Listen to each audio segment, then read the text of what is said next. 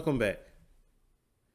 As you are well aware, our main objective is promoting positive masculinity. And we are not under any delusions when we approach this particular topic. It's difficult, especially in the community that we're in, it's difficult to get a grasp on masculinity. And it's even more difficult to try to introduce masculinity into a family. And so when an individual makes an effort to do so, we have to applaud his effort.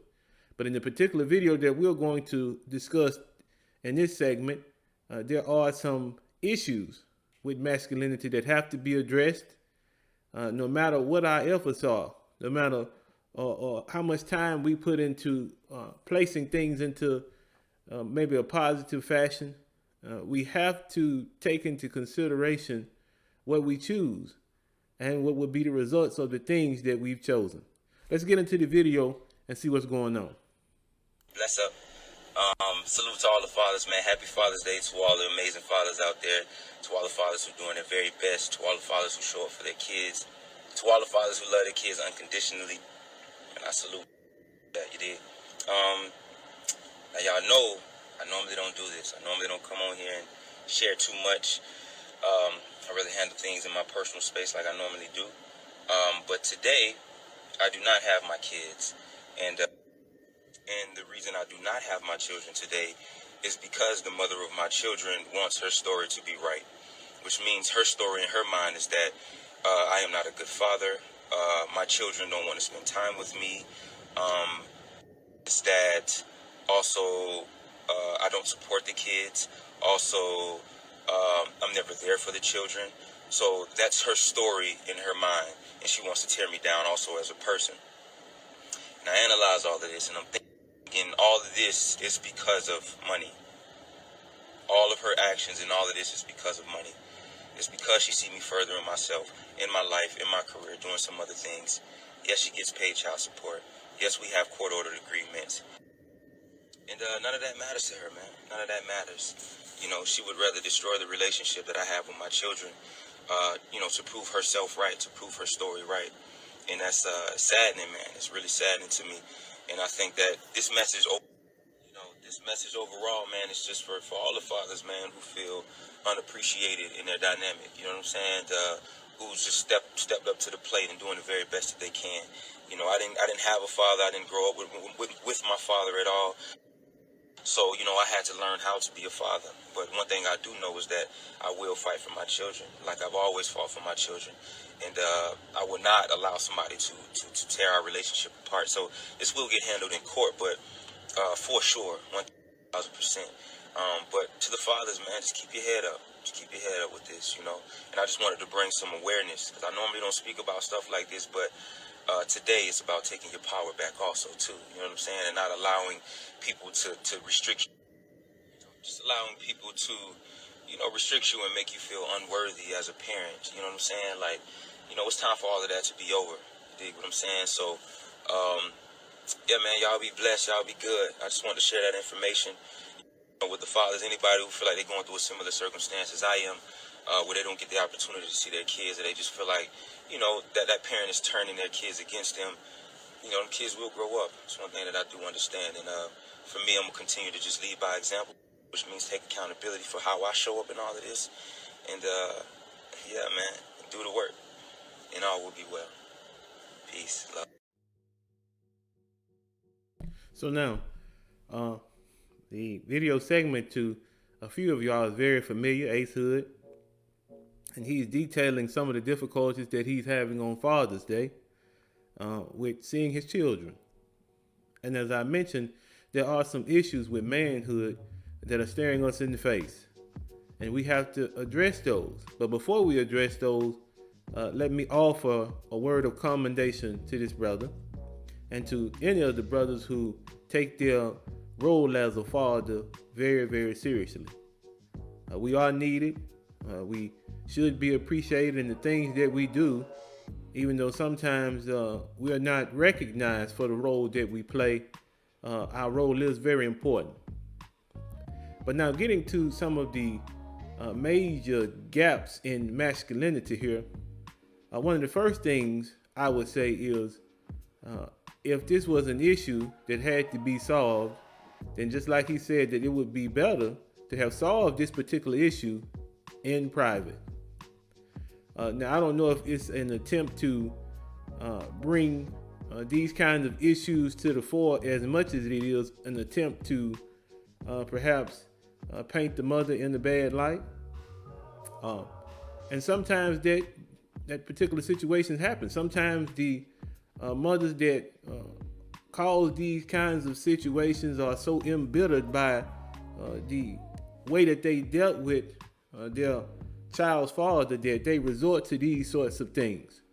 They use the child as a pawn in order to restrict the actions of their baby's father. But now, one thing I will say about this, I'm a staunch advocate of family. I'm a staunch advocate of doing things the right way. And from the beginning, I say, if this is the course that you're going to take, if you're going to have a child, I'm going to say this, I'm going to continue to say this, I'm never going to stop. Marry before you carry. And so that's of dual purpose here. Because if you are a woman and you're looking to have a child, then that means that you're looking to be a wife. And if you're a man and you're looking to have a child, then that means that you're looking to be a husband. See, being a wife and a mother, a husband and a father, those two things should be synonymous. They have to be synonymous in order for that child to grow up in an environment that will help them to be productive citizens in society. But now think about this difficulty, this dynamic that they have here. He has no good things to say about her. And if you have been following this particular story, you know that she has nothing good to say about him. So how can you possibly co-parent in this situation in a balanced way? How can things work out well when there's animosity on both sides? But that's something that shouldn't be, because both partners entered into this relationship willingly. They did it with their eyes open. And I'm also a staunch advocate of the fact that if you do not see a future with a person, do not produce a child. Don't produce a child. Because the majority of the generational curses that we face as a community can be stopped just by making sure that if you're going to have a child, you are married. That is one of the biggest generational curses that we can put an end to. You see what it produces, right? Or having children out of wedlock. You see what it produces. And now this particular gentleman has moved on and he has married. And for all intended and purposes, he's gone on with his life. But still, this particular decision that he decided to make is still there with him, even though he's gone on with life. Because he did things out of order.